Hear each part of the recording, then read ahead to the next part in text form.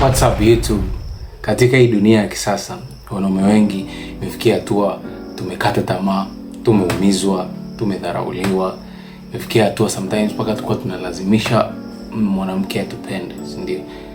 Sasa kutokana na hayo imefikia hatua tumesema hakuna mwanamke sahihi, hakuna mwanamke wa kweli, hakuna mapenzi ya kweli. Yaani kila mwanamke yuko duniani anataka tu mwanaume mwenye hela, the highest bidder wanasema. Lakini si kweli. Niko hapa kwa ajili ya kushare ukweli na wewe. Nipende kukuambia wanawake sahihi kwa ajili yako wapo.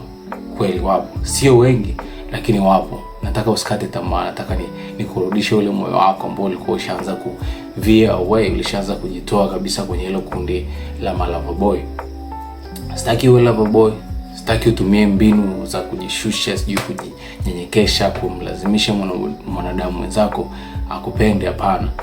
Hii video nimeitengeneza kwa ajili ya wale watu ambao wana mioyo ya chuma, ambao bado still wanaamini kuna mwanamke sahihi yuko kwa ajili yao na wako tayari kumpenda na kumtumikia. Of course hata kama sio kumtumikia, lakini wako tayari kukubali kuishi kwa ajili ya mwanadamu mwingine. Kwa kama ndo first time join channel, please like, comment, subscribe. Kwa wale ambao ni the usual, please endelea kujifunza kuhusiana na wanawake. Let's go. Okay, sasa point number 1 ni kwamba wanawake sahihi hawajitangazi, wanakuja ukiwa tayari. Inamaanisha nini? Nasema hivi kwa sababu tunafikiri kwamba mwanamke ambaye ni sahihi kwako utamkuta labda anapost Instagram quotes, anapost labda mistari ya Biblia kwenye status zake, utamkuta labda anaenda church au anaji expose sometimes, au anaonyesha anavaa vizuri, yuko well mannered. Lakini si kweli. Yaani ukishaona mwanamke anatumia hizi mbinu kama kukuaminisha kwamba yeye ni sahihi kwa ajili yako, asilimia kwamba si kweli ni kubwa mno. Wanawake sahihi still wapo, ila wako wanamsubiria jamaa ambaye yuko tayari, jamaa ambaye tayari alishajijenga, si ndio? Ali recognize, alitambua kwamba yes, kuna vitu ambavyo si vizuri ambavyo mimi ninavyo na madhaifu yangu, na kwenye life langu bado still haijakaa in order. Nikicheki afya yangu haijakaa mzuka, nikicheki akili yangu bado kuna vitu vingi sijifunza. Nahitaji kupata maarifa sahihi, nahitaji kujua kuhusiana na wanawake, nahitaji kujua kuhusiana na relationship. Kwa siko tayari sasa hivi kwenda kuengage na mwanamke ambaye ni sahihi. Hapana. Sasa hivi niko tayari kujijenga, niko tayari kuimprove maisha yangu, ili sasa yule mwanamke ambaye ni sahihi, ambaye atakuwa amejificha, sio kwamba yuko anaposti kwenye Instagram au anaposti kwenye status, atakuwa yuko amekaa mahali anakusubiria kwamba akuone. Yes, umeshajijenga huko wewe, sasa ni a complete human being, uko tayari kwa ajili ya kuface ulimwengu. Sasa unasema yes, nataka huyu jamaa niishi naye milele. Lakini sio yule ambaye anakulazimisha, au sio yule ambaye utatumia fedha na kuongea naye na kwenda kumvuta na kumsemesha na kumtumia nguvu kubwa kumpata. Ukishaona mpaka unafanya hayo yote, ujue mtu mwanamke si sahihi kwako.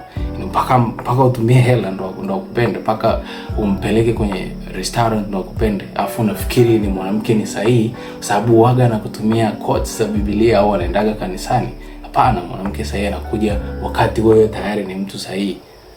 Okay, sasa point number 2 ni kwamba mahusiano ya kweli si mchezo, hayahitaji michezo, ni more about utu, ni jinsi ya kuwa na utu. Wengi tunafikiri labda mahusiano ya kweli ni games, kupelekana restaurant, kwenda kula sijui Zebra restaurant, au kwenda in cool places, kupiga picha pamoja, kupost TikTok. Watu nafikiria ndo mapenzi ya kweli. Lakini in reality ambao tunajua mapenzi ya kweli hayajengwa na fedha na kuwa fragrant na kwenda kununua vitu na kwenda kuspend. Hapana, mapenzi ya kweli ni more of a war, ni kama vita. Yani ni vita against mtu ambaye unaishi naye. Huwezi ukaishi na mtu huyo mmoja miaka 200 bila kukwaruzana. Kwa ni ile mikwaruzano. Mapenzi ya kweli ni uaminifu, kumwamini ambaye unaishi naye na wewe kuwa mtu ambaye unaaminika, si ndio? Mapenzi ya kweli ni upendo ambao umejengwa na upendo kweli. Na so masuala ya wewe kujua manipulation tactics na mbinu 5 za kumfanya mpenzi wako akupende zaidi, hapana. Yani mapenzi ni more ya kuwa honest na kuwa mwaminifu.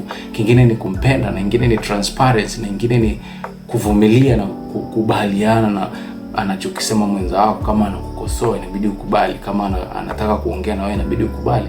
Kwa yote haya ndo yamejenga mahusiano, na si swala la michezo ambayo tunaiona eti kupokea simu akikupigia simu mpaka apige simu 3 eti ndio uone kama anakupenda kweli, au ina lazima usubirie dakika 20 kujibu message yake ili asikuone kama unamtaka sana. Na vitu kama hivyo huaga ni upumbavu, huo ni utoto. Kama ni uko mature, you understand kwamba mapenzi ya kweli si ambavyo nimetoka kuvisema. Okay, sasa namba 3 ni kwamba mapenzi ya kweli si kuwa huru, bali ni kukubali kukuwa pamoja. Si ndio? Mnapopendana kweli au unapokuwa na mpenzi wako mnapendana kweli, mnafikiri kwamba mtalast milele au mna mipango ya kuishi milele. Mtakutana na changamoto, hiyo ni natural. Hakuna mahusiano ambayo hayana changamoto. Ukishaona hamna changamoto, ujue kuna kitu hakiko sahihi. Changamoto ni part ya mahusiano, kwa sababu ni watu wawili ambao hawajuani. Ni personalities mbili zimekutana, ni aina mbili za watu tofauti, malezi tofauti, makozi tofauti. So it may happen kwamba mko attracted, mnapendana. Kwa changamoto ni muhimu. Mnakutana lazima na changamoto. Sasa mnavyozichukulia zile changamoto ndio inaonyesha ni kwa namna gani mnathamini huo upendo, au upendo umejengwa na nini, yani misingi ya mapenzi yenu ni yapi. Mwanaume wa kweli, mwanamke wa kweli au mwanaume wa kweli hata kimbia mpenzi wake inapotokea problem au tatizo kwenye mahusiano au changamoto inapotokea. Actually mwanaume au mwanamke sahihi kwenye hayo mahusiano ni yule ambaye anasimama wakati mwenzake akipambana au anapigana naye, si ndio? Na mwanamke wa kweli sio yule ambaye amewekwa na mwanaume kwa ajili ya kumsikiza na kumtii na kumnyenyekea na yes chochote unachokisema. Hapana. Ni yule ambaye anamchallenge mwanaume wake, anataka improve, anataka awe bora, kwa anataka kwenye hizi changamoto tunazokutana nazo tujifunze kitu. Lakini pia mimi kama mwanamke, Mungu aliniambia nikupe changamoto wewe, nikutest, nikupime, nikuchallenge. Yote hii ni kufanya uwe bora, ni kufanya uwe mkakamavu, ili ukienda kwenye real world, ukienda kwenye duniani huko ambako hakuna msamaha, yani ukikosea una adhabu yake ni kali, usitetereke, kwa sababu still ukiwa nyumbani mimi nilikupa challenges, nilikupa changamoto ambayo imekusaidia kukua na tumegrow pamoja. Na sio mtu ambaye anakimbia changamoto au ambaye anaenda kwenye mahusiano kama ni mwanaume anataka afike kwa mwanamke awe huru kudate wanawake wengine, au mwanamke yuko na date na sponsor anataka pia na date na vitoto vingi vidogo vya umri wake na vitu kama hivyo. Mahusiano si escape, sehemu ambao watu tunaenda kupumzika. Huku ni vita, huku ni watu ambao wanakuwa improved, huku ni tabia zako mbaya zinafanywa nzuri, na huku ni sehemu ambapo tabia zako nzuri tunataka tuone more good of you, tunataka uwe bora zaidi. So sehemu ambapo tunakuja kucheza na wewe ukae relax na vitu. Okay, sasa namba 4 ni kwamba kama umewahi kuumia, uko karibu zaidi na mapenzi ya kweli. Na maana yake ni kwamba changamoto ambazo tumekutana nazo kwenye mapenzi yaliyopita, ndio ilikuwa ni ground, ni kama uwanja Mungu alituwekea, au kuna kitu ilipaswa tujifunze kutokana na mahusiano yaliyopita. Watu ambao tulikutana nao, aina ya watu ambao tulidate, aina ya watu ambao tunawapenda, ilipaswa iwe ni sehemu ambako wewe kama mwanaume na akili ulibidi uanalyze changamoto ulizokutana nazo na hao watu uliokutana nao. Kwa nini nakutana na aina hii fulani ya watu? Kwa nini nakutana na wanawake walevi? Labda mimi naamini mlevi, si ndio? Kwa nini nakutana na wanawake wa kanisa tu? Labda na mimi ni mtu wa kanisa tu. Unaona, kwa changamoto ambazo tunakutana nazo na mapenzi, yale maumivu ambayo tulipata kutokana na kuumizwa na watu ambao tuliwapenda kweli, ili iwe ndo ground, ilibidi iwe ndo uwanja ambao sisi tunajifunza zaidi kuhusiana na sisi na kuhusiana na mahusiano kwa ujumla. Ndio sasa hivi umejifunza zaidi kutokuamini mtu sana, paka ambako umekuwa sure kwamba huyu mtu anapaswa kuaminiwa na vitu kama hivyo. Afu kingine ni kwamba mwanamke sahihi anataka mwanaume ambaye ana experience, anataka jamaa ambaye alishakutana na zaidi ya wanawake 5 akajifunza kitu. Sasa hivi hasumbuliwi, au mwanamke hamsumbui kiakili, anajua anachokifanya na mwanamke wake anamtrust, si ndio? Mwisho wa siku moyo uliopondeka ndio moyo ambao unapenda kweli, alisema Yesu Kristo. Mkiwa na mioyo iliyopondeka ndio mtaona ufalme wa mbinguni na vitu kama hivyo. Yani kwa maana yake ni kwamba yule mtu ambaye amekutana na changamoto, dhoruba na mateso, ndio mtu ambaye anajifunza kupenda watu wengine. Akiona mtu anateseka anafeel, kwa sababu anajua jinsi gani inavyouma. Akiona mwenzake analia anajisikia vibaya, kwa sababu anajua ni namna gani inavyofeel mtu akiwa analia. Na sio yule mtu ambaye hajawahi kulia yeye akaelewa kwa nini mtu fulani analia na vitu kama hivyo. Kwa ni vizuri tukajifunza kwamba experience wale maumivu ambao tulikutana nao zamani, wale watu ambao si sahihi ambao tulikutana nao zamani, kuna kitu kuhusiana sisi na kuna kitu kuhusiana mahusiano ambao tulipaswa kujifunza. Lakini kama hukua au pay attention, au kujifunza chochote, uliondoka kapa. Rudia zile instances, rudia yale mahusiano yako ya zamani, jifunze kwa nini uli attract a particular kind of people in that time. Okay, sasa ya mwisho ni kwamba ili umvutie mwanamke sahihi, inapaswa wewe uwe mwanaume sahihi, si ndio? If you want to be treated like a king, treat yourself like a king, si ndio? You attract what you are.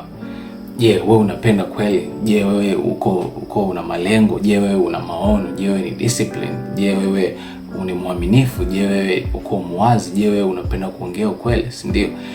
Yote hivi ni portion ya who you are, yani ni sehemu kubwa ya wewe ni nani, ni identity yako, ni inakudefine wewe, si ndio? Sasa uwezo ukawa ni mtu ambaye ni negative, mtu ambaye una a negative mindset, si ndio? Una vitu vyote negative, wewe ni mlevi, una akili, hujajifunza, hujajijenga, hujajiboresha, si ndio? Lakini unataka mwanamke ambaye ana akili, asiye mwanamke ambaye ana akili, asiye mlevi, aliyejiboresha, mwenye akili na vitu kama hivyo, si ndio? Utakuwa unakosea, yani I make sense. Mlevi waga siku zote anaoa mlevi, na mvuta sigara anaoa mvuta sigara. Ikitokea mvuta sigara kaoa asiyevuta sigara, lazima wataachana kwa sababu hamatch, si ndio? Mwanaume wa kweli anajifunza ile kwanza, anajua kwamba anapaswa kuwa mwanaume sahihi kwa mwanamke ambaye anamtaka, si ndio? Anapaswa kujifunza manners, anapaswa kujifunza ni namna gani ya kupenda kweli, anapaswa kuwa na akili, anapaswa kuwa na maarifa, anapaswa kujua kipi anapaswa kufanya, anapaswa kuwa na malengo, anapaswa kuwa na vitu ambavyo mwanamke akiviona outside, si ndio, anavutiwa na mimi kwanza, si ndio? Na sio kupretend, na sio kwenda huko na kuact kama wewe ndo mnyama, wewe ndo mnyamwezi, kwamba lazima mwanamke akupenda. Si kweli, si kweli. Mwanamke anapenda huyu si ndio? Hauhitaji sasa hivi kupretend, kwa sababu wewe ni mwanaume sahihi kwake. Wewe ni mwanaume sahihi kwake. So una pretend, so una act, so una play a game kwamba wewe ni mwanaume sahihi kwake. Hapana, ni ukweli kwamba wewe ni mwanaume sahihi kwake. Kwa mwanamke akishaona hiyo na recognize, sema yes, huyo ndo jamaa anamtaka sasa. Na so huyo ambaye ana pretend, si ndio? Na uzuri wa kwamba ukiwa umejijenga ukawa mwanaume sahihi, hauhitaji kutumia nguvu sana, yani kwa sababu unakuwa ni in high demand. Wanaume ambao ni sahihi, wanaume ambao hawapaswi kupretend, hawawezi kupretend, waga wanaonekana kuliko ambao wana try hard. Utakuta wanao try hard, wanaotumia nguvu kubwa, utakuta wanatumia fedha, mara wanaongea sana, mara wanalazimisha wavae vizuri na nini, lakini vyote hivi haviconstitute uwezo wako wa kupata mwanamke ambaye ni sahihi. Kwa jifunze kuwa mwanaume sahihi kwanza, ili upate mwanamke ambaye